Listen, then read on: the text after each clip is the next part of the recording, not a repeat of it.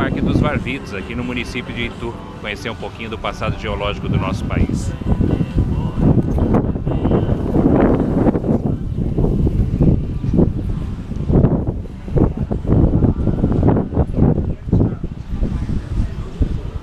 Bom dia.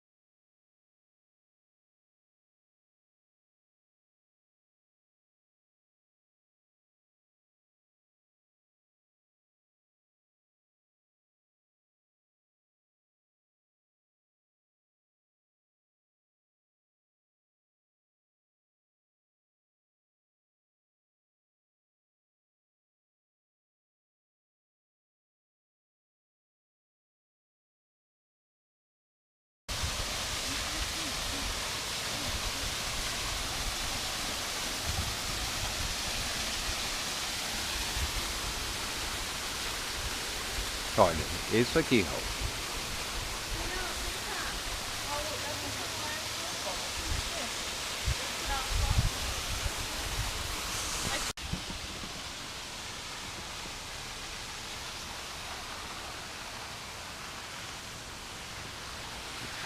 Uma contagem incompleta das camadas do Varvito chegou a mais de 300, o que corresponde a mais de 300 anos de duração do lago. O número total de camadas é difícil de estabelecer, porque na parte superior dos paredões a rocha está decomposta. Como a base, chão, de cada paredão está em diferentes alturas, eles mostram partes diferentes do pacote total de Varvitos. A tendência geral de diminuição da espessura para cima, essa variação não é, entretanto, regular. Numerosas camadas de maior espessura podem intercalar-se. Camadas mais espessas de arenito podem refletir épocas em que a água de degelo e os sedimentos por ela transportados foram excepcionalmente abundantes. A diminuição da espessura para cima é também acompanhada, embora não seja fácil verificar, pela diminuição da granulação dos sedimentos. Camadas mais grossas são mais arenosas, enquanto as mais finas são siltíficas.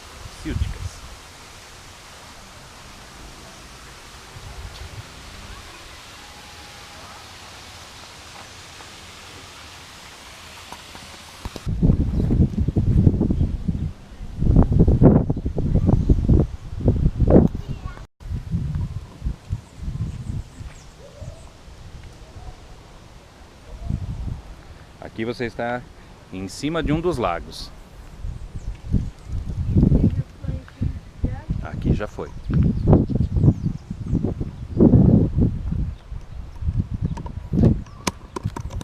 Mas não só isso, Raul. Aqui, você observando, vê os rastros dos organismos. Ó. Esses rastros aqui, ó. Isso aqui eram de vermes marinhos. Que estavam no fundo. Quer ver? Aqui dá pra ver melhor, ó. Ó, aqui, ó. Essas linhas aqui é deles andando por aqui. Então, ó, veja, e essa laje, ela tá entrando por baixo daquela outra. Então aqui foi tirado. Imagina que depois teve vários outros aqui ainda pra cima. Olha aqui, ó. Essa região aqui do Varvitos é o local onde evidencia-se a fauna de invertebrados, em função dessas marcas aqui no chão, que são as evidências de antigos vermes marinhos passando por essa região. O que é engraçado é que aqui já foi tirado parte dessas lajes para poder fazer ardósia para as casas, enfim, para usar como piso, e dá para ver que acima dessa ainda tinha uma série de estratificações, talvez uns 200 anos ali para cima. E aqui algumas informações sobre essa região. Em muitos depósitos de varves de antigos lagos do período Pleistoceno, no hemisfério norte, encontram-se vestígios da presença de animais invertebrados que habitavam os lagos e perambulavam sobre os sedimentos do seu fundo. Esses vestígios aparecem sob forma de traços finos alongados, ondulados, que muitas vezes se cruzam sobre a superfície das camadas de sedimento. Os vestígios correspondem a pistas, isto é, marcas deixadas pelas patas e pelo corpo de animais que se moviam sob a lama do fundo dos lagos. Os animais que produziram as pistas nunca foram encontrados, provavelmente porque moluscos, talvez, e eles não têm nenhuma substância mais rígida que permita a sua fossilização. Talvez só o molde dele, né? Talvez seja possível ainda de encontrar algum vestígio dele por aqui. Bom, por comparação com as marcas formadas por animais atuais, os cientistas acreditam que as pistas foram deixadas por pequenos crustáceos aquáticos e seus corpos delicados se desfizeram completamente sem deixar restos. Pistas muito semelhantes às descritas no depósito Pleistoceno são comuns na superfície das camadas de barbitos, principalmente nas camadas claras. Acredita-se que representem também marcas deixadas por crustáceos, porém há cerca de 270 milhões de anos atrás, o grande número de pistas mostra que a vida era muito abundante no fundo do lago, principalmente na primavera e verão. É preciso lembrar, entretanto, que o mesmo animal pode deixar muitas marcas durante a sua vida. E essas marcas aqui.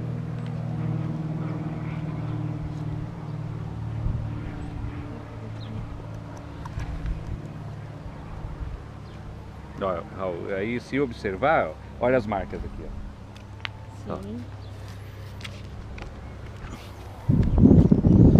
E aqui era um antigo lago que nós estamos passando, só que o que eu acho triste é da gente passando por aqui, né? Ah, então, mas você concorda que nós estamos aos pouquinhos destruindo esse vestígio? Olha só, olha aqui. Sim, estou falando em relação à preservação a depredação desse material. Olha aqui, ó. Olha a quantidade de rastros. Imagina quanto bichinho passou por aqui, né?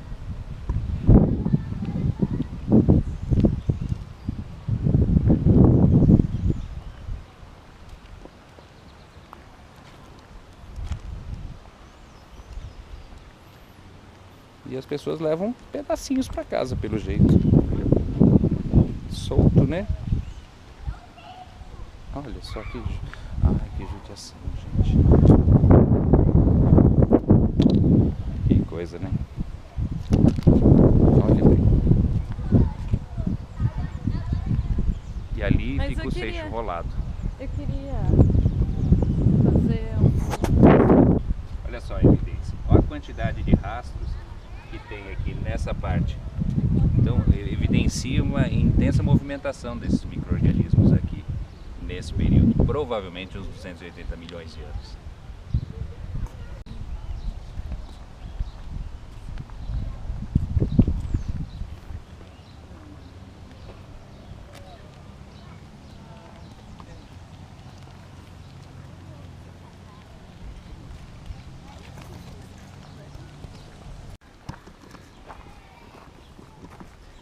Agora nós estamos descendo em direção ao paredão de Barbitos para poder observar os seixos rolados.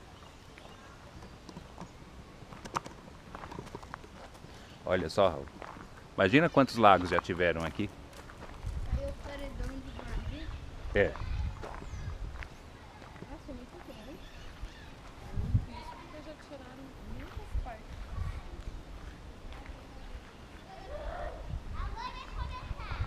Eu queria ter tirado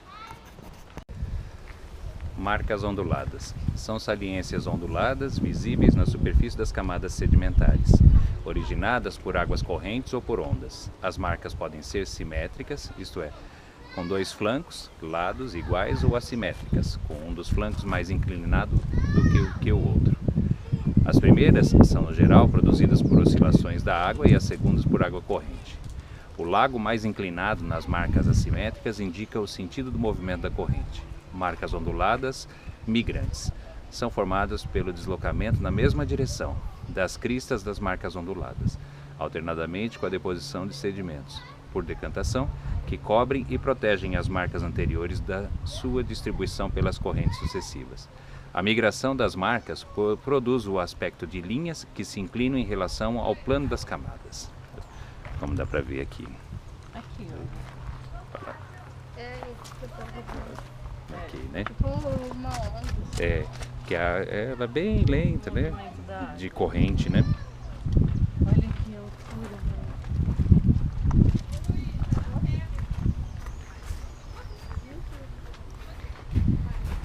Olha a camada de Vamos sedimentação tirar a ação. e aí a quantidade de lagos sucessivos que já devem ter se alternado aqui ao longo dos anos. Quando aqui ainda era mar ou lago e o gelo também tomou conta de parte desse ambiente. E os continentes ainda ligados.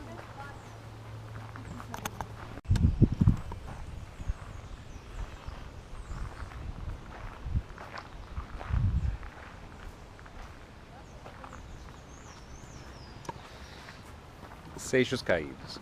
Um belo exemplar de calhau caído, com cerca de 20 centímetros de diâmetro, pode ser visto intercalado dentro das camadas do Varvito, no lado esquerdo do paredão, mais ou menos a cerca de 3,5 metros acima do nível do chão.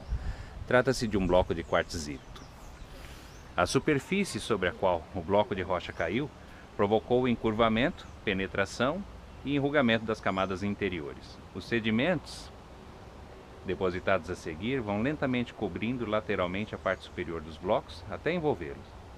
São depois encurvados e deformados em torno da crista dos blocos pela compactação causada pelo peso das camadas depositadas posteriormente. Além de pedaços de rocha, outros detritos ou partículas de sedimentos isolados ou formando pequenas lentes ocorrem lateralmente, junto dos blocos ou dispersos dentro das camadas. Trata-se de partículas liberadas pelo derretimento de icebergs enquanto eles estavam flutuando ou quando ancoravam no fundo do lago e derretiam o lugar.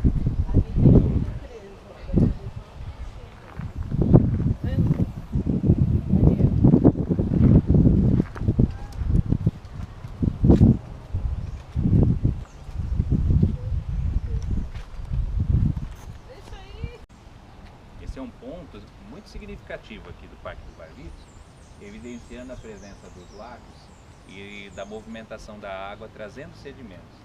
Ali tem um seixo que ficou preso no lago, e esse lago ele acabou desaparecendo, e sucessivas camadas de outros lagos foram sendo depositadas na rocha e percebe-se o peso da pedra interferindo na formação dessas lajes, chamado de seixos caídos. E aí você, usando a sua imaginação, pode tentar ter uma ideia do que foi esse período aqui para essa região. Os sucessivos lagos que um sobrepôs ao outro, formando todas essas camadas de sedimentação. A importância que tem isso aqui para gente e que hoje ele está na nossa casa, no chão de Ardósia.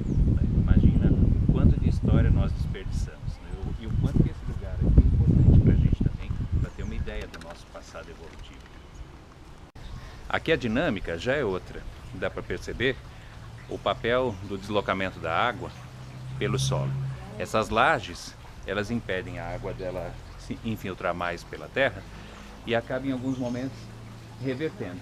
Mas principalmente por conta das árvores, que acabam mantendo a umidade do lugar, segurando a água aqui até ela penetrar, depois elas escorrerem por sobre essas camadas de lajes.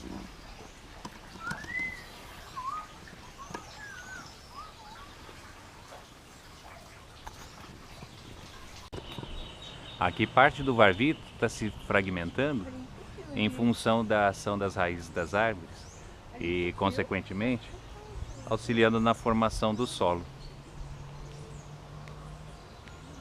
Tem uma ideia clara do que é a rocha-mãe, a fragmentação dela e a transformação da rocha em pequenos grãos que vai compor o solo de acordo com o tamanho desses grãos, ser mais ou menos permeável.